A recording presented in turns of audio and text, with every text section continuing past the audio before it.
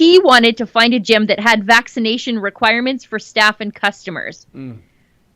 Just gross. It wasn't meant as anything political. Give me a break. So some people who messaged him threatened to target the businesses on the list, saying they would not patronize them and would give them bad reviews online. Well, that's what happens. How about just let restaurants be open? Yeah. And gyms be open.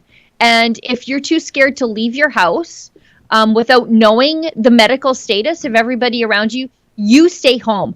But do not encourage businesses and restaurants to violate the human rights of their staff and their customers to be able to patronize their businesses. What's next? You want to know if people have HIV before they can come into your gym? Since we're talking about how horrible Ontario is for a second here, I want to touch on this story for a couple of different reasons, but also because it is in the title of the live stream on YouTube. So I try to get to those things. Otherwise, I get emails. So it's about basically a yellow pages for businesses that require vaccine passports for their customers, or at least where the staff are fully vaccinated. So I saw Ezra tweeted it out in the story is in CBC, and CBC tweets it out like it is just the best idea. Hey, everybody, look at this. But of course they would. For me, I'm like, okay, this is a great place where I know not to go, because I realize that they're not only victimizing their former customers, but their staff too. Yeah. And so it's a new website that aims to help Ontarians by listing, what a hard word to say, Ontarians, by listing businesses that require proof of vaccination. Safe to Do has drawn its share of online hate, says Toronto lawyer who created the website. And Ezra rightly puts out, well, I hope he's a lawyer, because he's going to need some of that insurance that lawyers have to buy to probably get him through all the human rights violations he's listing here. Brandon Metallo, a Toronto lawyer, works mostly in commercial litigation on a freelance basis, created the website Safe to Do. It went live last week, and the Twitter account announces new additions to the website. I think people are cautiously optimistic entering into this third stage in Ontario. I think they appreciate having this information. People have different risk tolerances. I just wanted to make the information available. Sure, yeah. So people can make decisions within their own individual risk tolerances. So he says the idea for the website arose because he wanted to find a gym that had vaccination requirements for staff and customers. Just gross. It wasn't meant as anything political. Give me a break. So some people who messaged him threatened to target the businesses on the list, saying they would not patronize them and would give them bad reviews online. Well, that's what happens. How about just let restaurants be open? Yeah. And gyms be open. And if you're too scared to leave your house without knowing the medical status of everybody around you, you stay home. But do not encourage businesses and restaurants to violate the human rights of their staff and their customers to be able to patronize their businesses. What's next? You want to know if people have HIV before they can come into your gym? Sure, why not, right? No, you're absolutely right, Sheila. And I'm just going to tease, I have a video upcoming about this, folks. And I think it speaks to Sheila's point that a lot of these businesses demanding people are double vaxxed might have buyer's remorse given the blowback. Last week, there was a establishment called the Moonshine Cafe in Oakville, Ontario. And they made the popular press because they put out a policy on their social media platforms. No jabs, no tabs, meaning if you're not double vaccinated, you don't get into this cafe. Now, I reached out and I talked to John, the co-owner with his wife of the Moonshine Cafe. I think John's a really good guy that made a really dumb decision.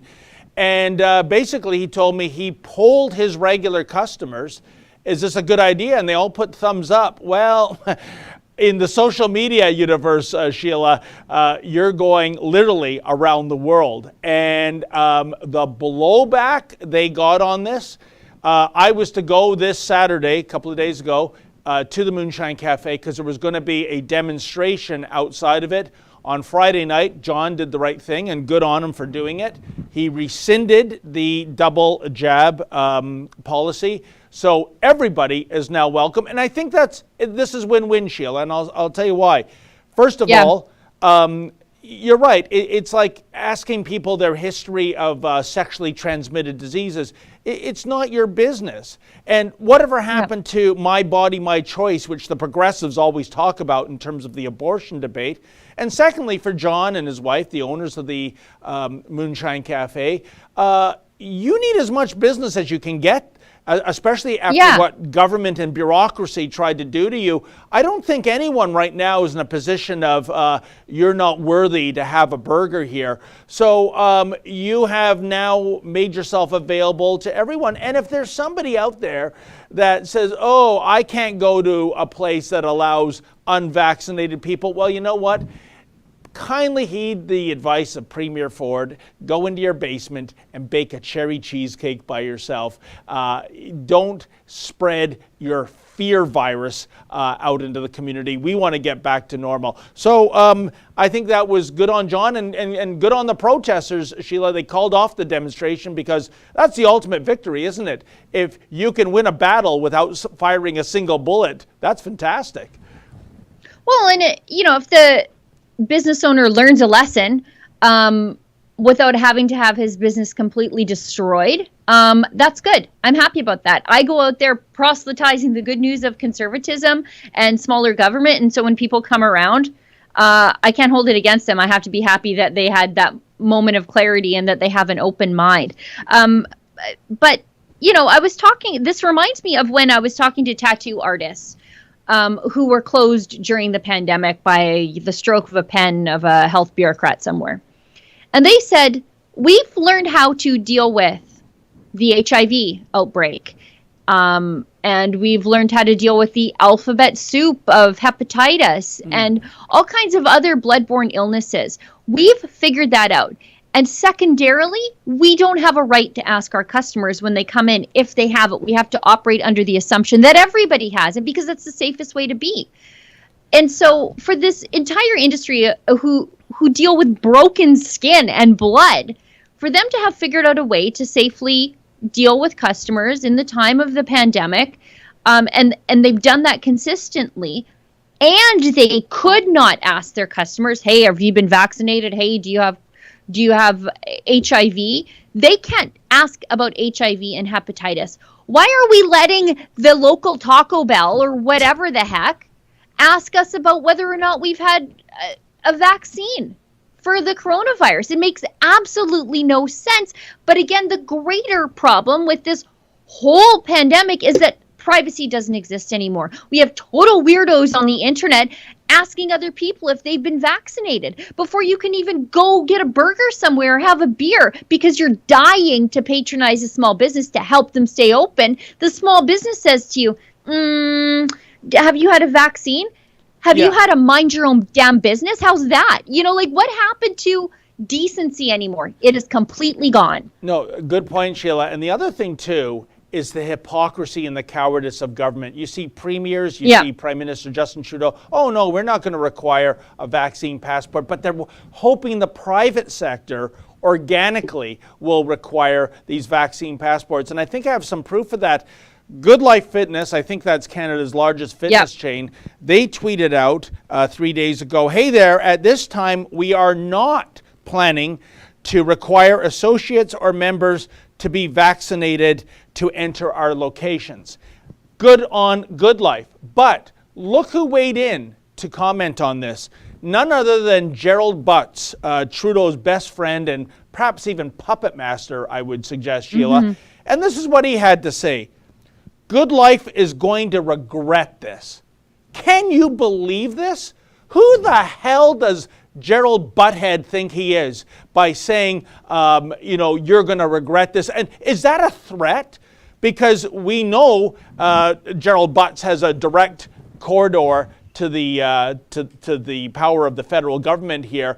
What are you going to do? Do what the Elections Commission did to our boss Ezra by having two ex-RCMP goons ask him why he had the temerity to write a book? Is that what's going to happen? Are there going to be some inspectors going into Good Life, make things a little tough for them?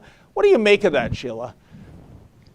This all reminds me of the difference in the liquor laws in the different provinces. Yeah. So, in Ontario, you have to buy it through the government stores or the agency stores, because if this is left to the private sector, I don't know, society's going to fall apart. Kids are going to be drunk in grade 3, whatever.